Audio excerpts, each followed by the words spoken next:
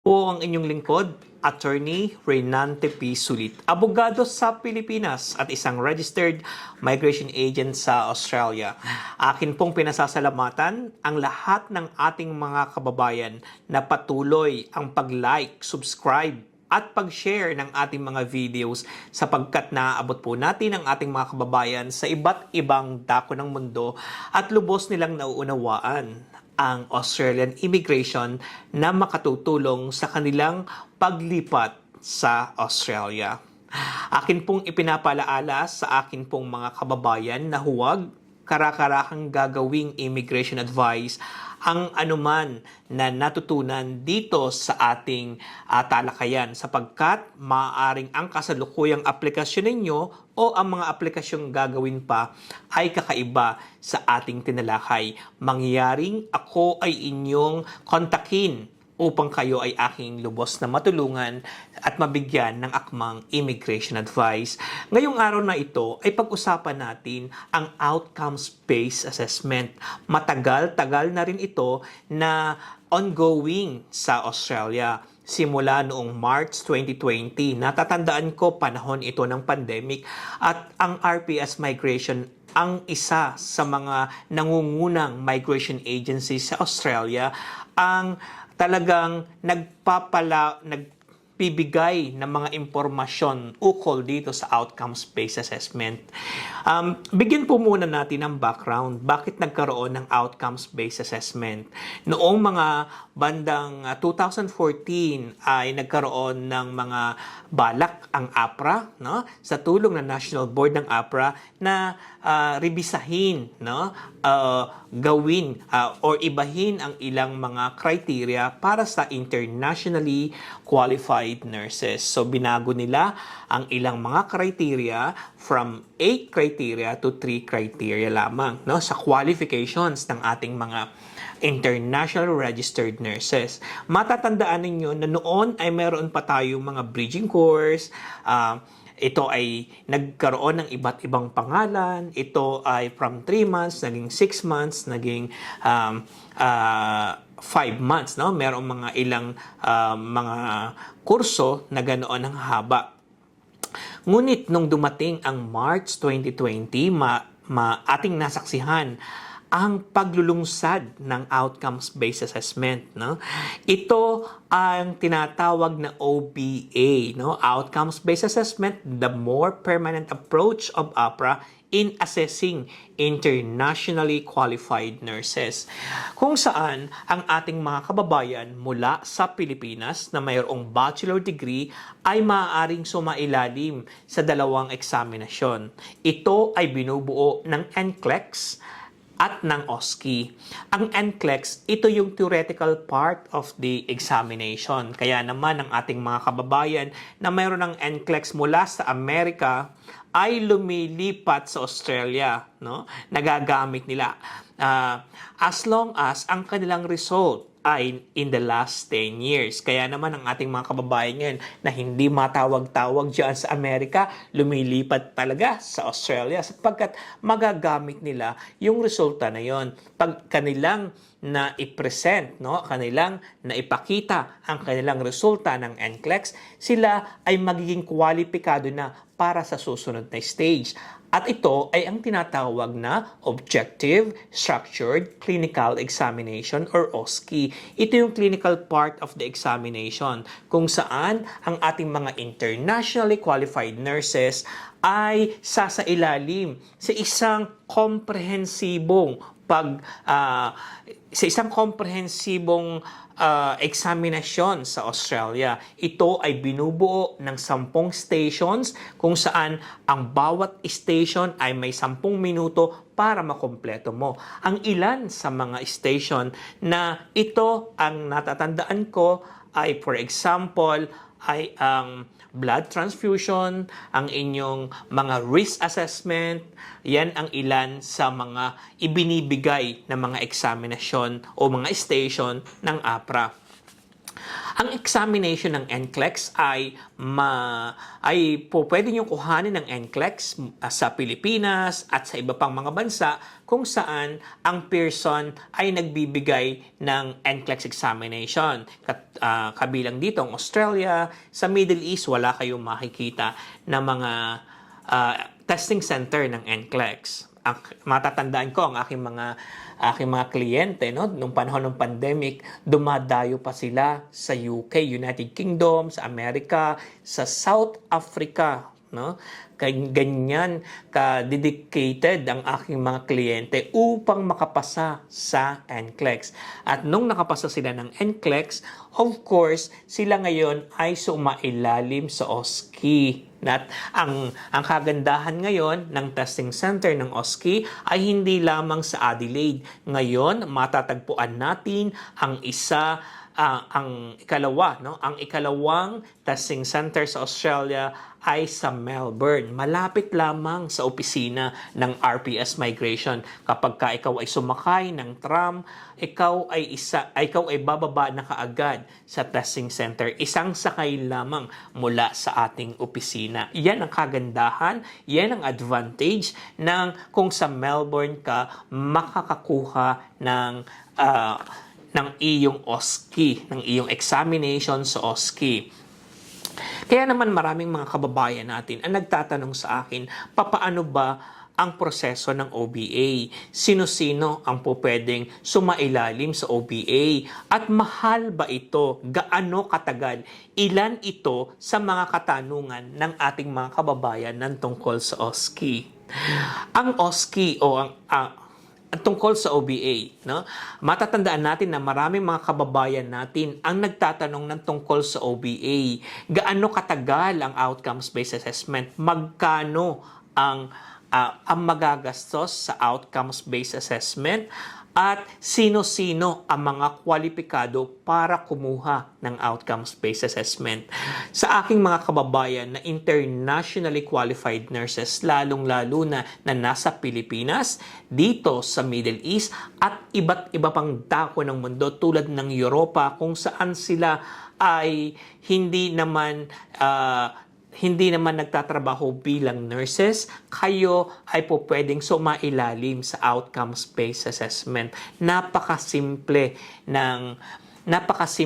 ng pathway na ito ng mga nurses sa Australia. Sasailalim ka lang sa dalawang examination at ang kagandahan nito, ang RPS Migration Services ay may kompletong package para sa inyo. Ang kagandahan ng outcomes-based assessment ay ang pagkakaroon ng RPS Migration Services ng complete package sapagkat sa RPS Migration Services, sa aming partnership sa Australian Certified Trainers ay hindi ka na maghahanap kung saan ka magsasanay o magkakaroon ng review sa NCLEX at ng OSCE. Ang ating Australian Certified Trainers ay binubuo ng Australian Certified Trainers talaga, no? Na siyang nagbibigay ng pagsasanay. Pag ang ating kababayan ay nakapasa ng NCLEX at ng OSCE, kasama ang English test, character requirements, at kasama na ang pag-apply ng professional indemnity insurance, siya ay magiging registered nurse na sa Australia. Kung tatanungin ninyo, ano ba ang English test na kinukuha ng aking mga RPS ambassadors? Karamihan sa aking mga RPS ambassadors ay kumukuha ng PTE, Pearson Test of English. At ito ay kinukuha kapag sila ay nakapasa na ng OSCE para hindi siya mag-expire. Matatandaan natin na ang expiry ng English test for purposes of registration is 2 years and for purposes of migration is 3 years. Napakaganda. Napakaganda rin ng Pearson Test of English. Ito ay amin ang in-institutionalize sa aming mga programa sapagkat very strategic ang Pearson Test of English. So, paano ka magsisimula ng OBA? No? Paano ka magsisimula ng OBA? Kinakailangan mo lang ay gumawa ng self-check ng portal, no? At gumawa ng self-check sa APRA at pagkatapos nito, isubmit mo ang mga documents na kinakailangan at bayaran ang assessment ng APRA. pagkatapos ng 10 araw, marireceive mo na ang iyong letter of eligibility na magagamit mo sa pag-apply ng ATT para sa NCLEX. Karamihan sa ating mga kababayan na may NCLEX na, ang nagiging problema nila ay ang pagkuha ng kanilang resulta mula sa United States of America o sa Amerika. Halimbawa, kung ikaw ay pasado sa State of New York, ikaw ay magre-request ng iyong resulta na ipadala ang iyong resulta sa APRA. Diyan nagkakaroon ng problema ang ating mga kababayan.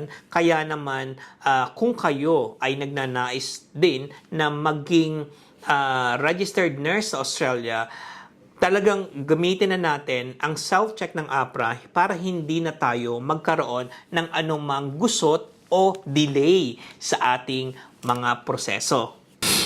Pagkatapos maaprubahan ng inyong authority to test o ang inyong ATT, kayo ngayon ay po pwede nang mag-book ng inyong NCLEX. Kung kailan kayo po pwedeng umuwi ng Pilipinas o pumunta sa Australia upang kumuha ng NCLEX.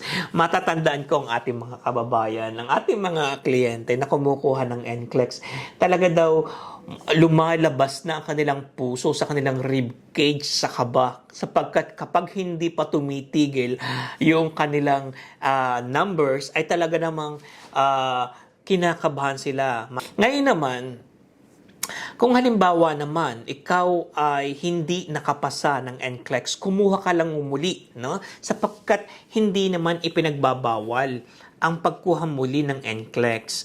Ang ating mga kababayan ay talagang minsan hindi nakukuha sa first time, hindi nakukuha sa unang take, kaya naman po pwede kang kumuha muli as long as your ATT is valid. Kaya naman ang ating mga kababayan na nagnanais matulungan ng RPS Migration ay sanay na sanay, no? Expert na dyan sa mga ganyan, sapagkat marami mga kababayan natin ang lumalapit upang ang kanilang ATT ay i-extend, at pagkatapos nun, in-engage si RPS at nagkaroon ng review sa ACT at sila ngayon ay nakapasa at sumasa ilalim na sa OSCE. Nang ipinalabas ng Australian Certified Trainers ngayong araw na ito sapagkat mayroon silang OSCE battery test. Ang Australian Certified Trainers ay mayroong organized na training. Nagsisimula ito sa online habang naghihintay ang ating mga kababayan ng kanilang schedule ng OSCE at habang pinaprocess namin ang kanilang visa papuntang Australia.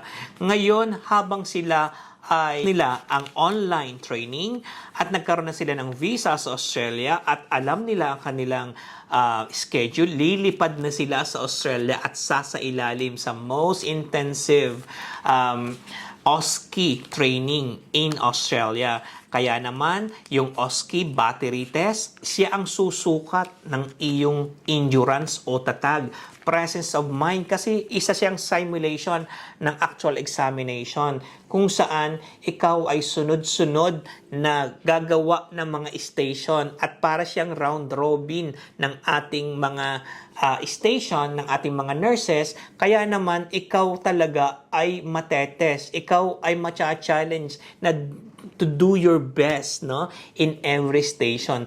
Tanging ang Australian Certified Trainers lamang ang makakagawa niyan sapagkat napakalaki ng kanilang MediSpace. Bukod sa battery test, ay magkakaroon din sila ng mock test, ay matagal nang ginagawa ng Australian Certified Trainers. At idinagdag lamang ang OSCE battery test para talagang ma-ensure natin ang 10 out of 10 scores ng ating mga kababayan. Walang iba na makapagbibigay ng ganitong commitment kundi ang Australian Certified Trainers sa pakikipagtulungan ng RPS Migration, sapagkat alam ko kung ano ang hirap ng ating mga kababayan para lamang sa programang ito. Maganda ring malaman ng ating mga kababayan kung magkano ba ang nagagastos dito sa outcomes-based assessment. Ang kagandahan ng outcomes outcomes-based assessment ay pwede itong pay as you go. Katulad halimbawa,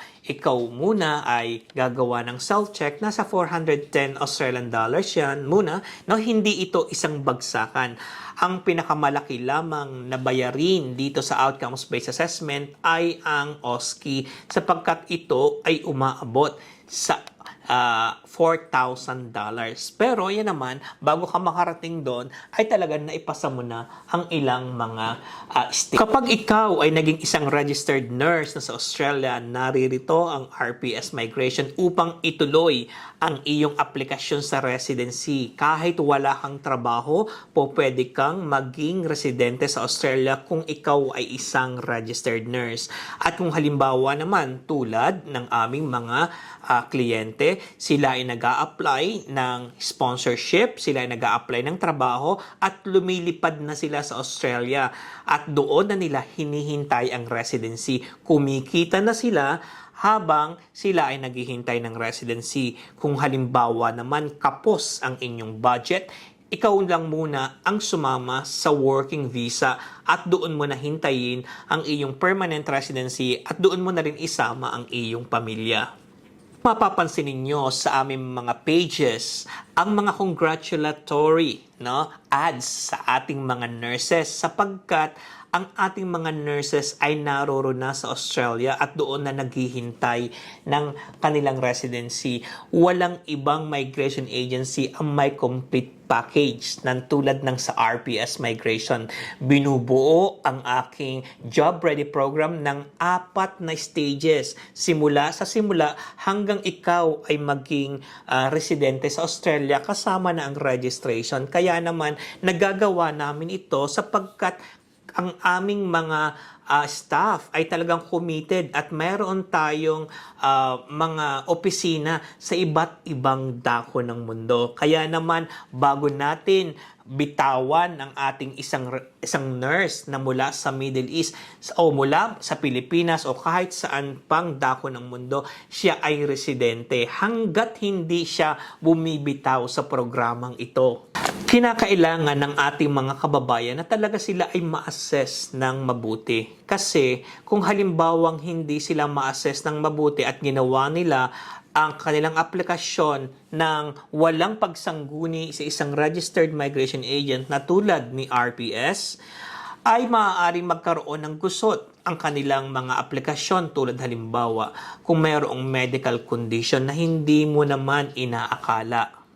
O mayroong ibang mga gusot na nalaman ka along the application. Kaya naman kung inyong mamarapatin ay mas mainam na kayo ay sumangguni sa isang registered migration agent bago nating gawin ang lahat upang kayo ay maging secured sa inyong investment sapagkat aking ipinapalagay na ito ay isang investment para sa ating mga kababayan sapagkat dito nyo ilalagay ang inyong mga pinaghirapan. Bukod sa pinansyal, narito yung time mo, narito yung effort mo. Kaya kinakailangan lamang na maging secured ka at ito ang ginagawa ng RPS Migration. Ang kalimitang nagiging issue ng ating mga kababayan sa kanilang pag-migrate sa Australia through the OBA, ang unang-una ay ang kanilang edad. Ang proseso ay tumatagal ng halos 2 taon hanggang ma-receive mo ang iyong residency. Kung halimbawa, ikaw ay nagnanais na maging residente sa Australia, kinakailangan ikaw ay less than 43 years old. Lagyan mo ng palugit, lagyan mo ng time ang pagpuproseso ng mga dokumento sapagkat minsan ay may mga dumarating na mga delay na hindi mo naman inaakala. Kung halimbawa, ikaw ay more than 43 years old at naabot mo ang 45 years old, huwag kang mag-alala sapagkat ikaw ay maaari pa rin namang makapag-migrate sa Australia sa pamamagitan ng Subclass 4A2 o ng working visa. Ikaw ay doon magtatrabaho at ikaw ay hahawak ng working visa hanggang ikaw ay magretiro. Kaya meron pa rin pag-asa ang ating mga kababayan na 45 years old hanggat sila ay nakakapagtrabaho. Wala namang age limit po ang working visa sa Australia.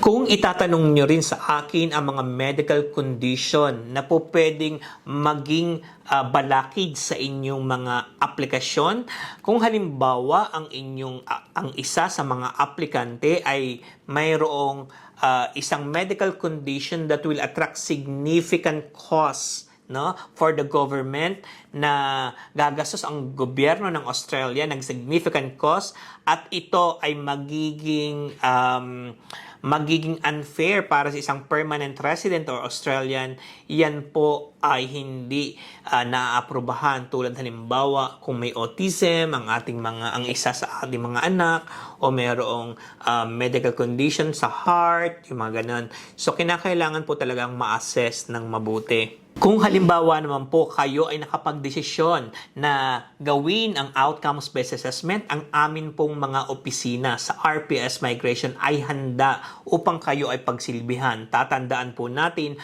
na ang RPS Migration ay merong isang complete package para sa ating mga kababayan at tumutulong din sa ating mga kababayan upang makamit nila ang kanilang residency sa Australia. Ang ating pong mga opisina ay matatagpuan sa Pilipinas mula sa Manila hanggang sa Baguio, Batangas, Zamboanga, Davao. At dito naman po sa United Arab Emirates, narito po ang RPS Dubai sa Al Musa Tower 2, Level 30 Diamond Sky. At doon naman po sa atin sa Singapore, meron din po tayo, matatagpuan din po ang RPS Singapore. At of course sa Australia, mangyaring kami po ay inyong bigyan ng message o kami po ay i-WhatsApp sa +61 415 831 158 upang kayo po ay amin pong ma-assess at matulungan. Right away po, meron po kaming assessment form na ibibigay sa inyo. Kaya naman po, naririto po ang inyong lingkod, Attorney Reynan Tepi Sulit, abogado sa Pilipinas at isang registered migration agent sa Australia na may numerong 1382407 na handang tumulong sa inyo. Kay RPS, sulit ang visa mo.